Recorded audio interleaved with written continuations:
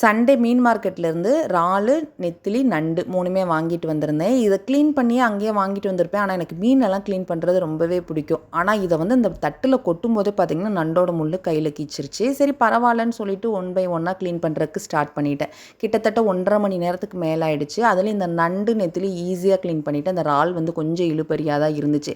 அவ்வளோ நேரம் போராட்டத்துக்கு அப்புறம் அடுத்த கன்ஃபியூஷன் ஸ்டார்ட் ஆகிடுச்சு. எதை குழம்பு வைக்கிறது, எதை வறுக்கிறதுன்னு. சரி நண்டை கிரேவி மாதிரி பண்ணிவிட்டு நெத்திலி மீனை வந்து வறுத்துக்கலாம் அப்படின்னு தான் நெத்திலி மீனுக்கு மசால் தடவி வச்சுட்டு கொஞ்சம் துணியெல்லாம் இருந்துச்சு வாஷ் பண்ணி போட்டுட்டு வந்துட்டு ஃபஸ்ட்டு நண்டை வச்சுட்டு அப்படியே சைடில் பார்த்தீங்கன்னா நெத்திலியை வறுக்கிறதுக்கு ஸ்டார்ட் பண்ணிட்டேன். நண்டு வந்து கிரேவி தான் பண்ணணும்னு நினச்சேன். அது வந்து கொஞ்சம் ட்ரை ஆகிடுச்சு.